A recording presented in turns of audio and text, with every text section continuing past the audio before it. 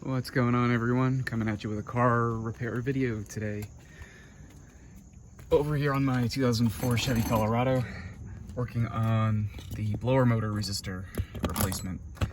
What the resistor does, and I'm not sure about new cars, but in older cars, this resistor or network of resistors helps you adjust the speed on the blower motor for the air conditioning. I've got 4 speeds, well, off and 4 speeds, and the way it works is speeds, off is off, 4 is maximum, and the resistor isn't involved, and 1, 2, and 3 use voltages derived from these resistor networks. At least I think that's how it works. I shouldn't say these, it's only one. This is the old one. You see there's a burnt pin in there, so there's some kind of damage from something. This is the new one. Other than this, I have a symptom where my fan will stall at certain speeds. So like I was saying, off is off, of course, 4 is maximum. On speeds 1, 2, or 3, occasionally the fan will stall. And in order to get it back going, I have to either turn it off and then turn it back to a speed, or turn it all the way to high and then turn it back. And usually it recovers, but it's been happening a lot more recently, so I'm just doing some investigation here. We've got this is the old resistor with the burnt pin. That's pin, I have these labeled from, I think, investigating this a few years ago, pins 1 through 3. So that matches up with number 3. What happened here? I'm not sure. Was it a loose contact and had some arcing? That's possible. Maybe an overcurrent condition, but I didn't have any blown fuses at any point. So the jury's kind of out on that.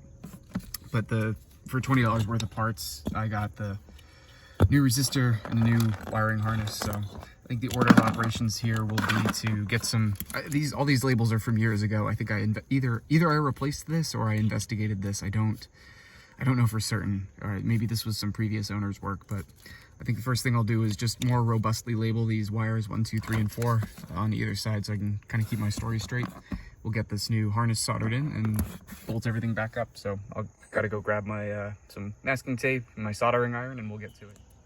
Quick update, prep work is largely done. Got all my tools. Soldering iron is warming up. Got my wires labeled 1, 2, 3, 4. 1, 2, 3, 4. 3 is upside down because I'm an idiot. So that'll help me keep my story straight. Next will be just clipping above these connections here, and we'll get this soldered in after prepping the wires, of course. And I remembered I put some heat shrink on first before adding these little flags, so I'd be able to pull these flags off, then I can heat shrink everything all together. So that would have bit me in the butt. So we'll get this prepped and soldered, and we'll come back later.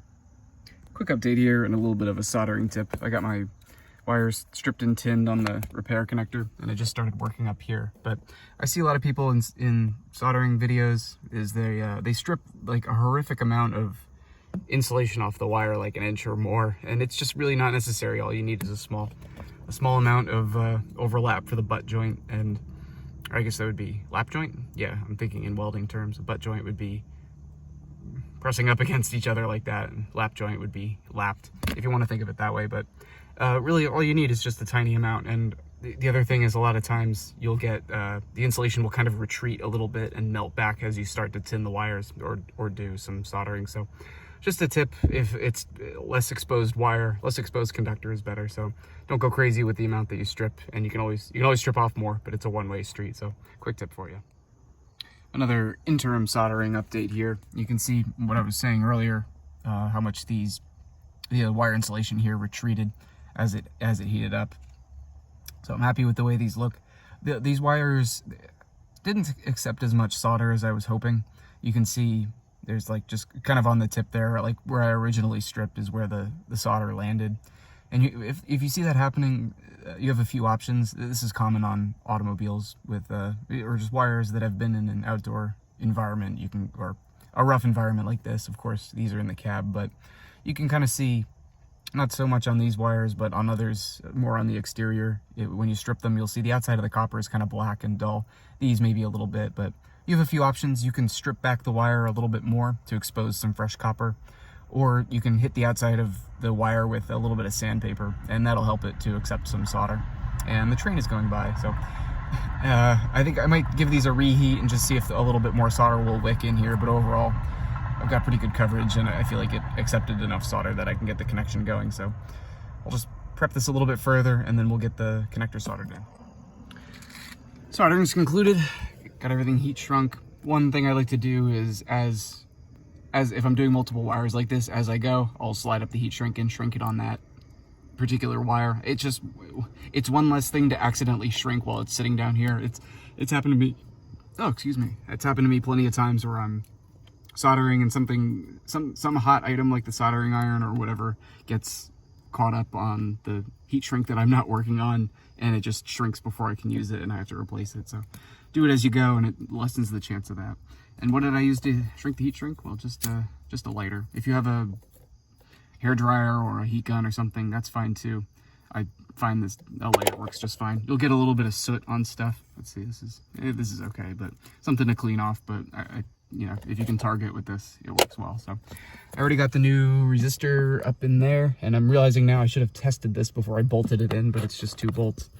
But I'll just get this. Can't even really see under here. Oh, I can use my phone actually, as you have a better view than I do if I get this electrical tape out of the way. But there's that white piece is the resistor. We'll get this, if I get the connector oriented properly, we'll get this plugged in, possibly. Nope. Is that it? No, you don't have a better view. All right, I need 2 hands for this, but we'll get this plugged in and we'll get it tested out. All right, time for the test run.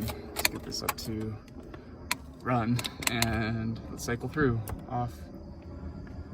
Got 1. Yeah, it's working. 2, 3, 4 was all the way up. That doesn't use the resistor. Yeah, seems to be good. All right, nice. I guess I'll get my air conditioner on and just cycle through some more, make sure everything's working. I guess the jury is still out on if this fixes my stalling issue at settings 1 through 3, but that'll take some time. It's been very intermittent. Maybe it's happened 10 times in 6 months. It's pretty infrequent, so we'll figure that out. But anyway, I had those burnt pins that I replaced, so I think it was a good move to get that part fixed. So anyway, thank you for watching. I hope you learned something, maybe learned about soldering or fixing your old crusty rusty 2004 Chevy Colorado like I have. So that's all for this video. Thank you for watching, and I'll see you in the next one.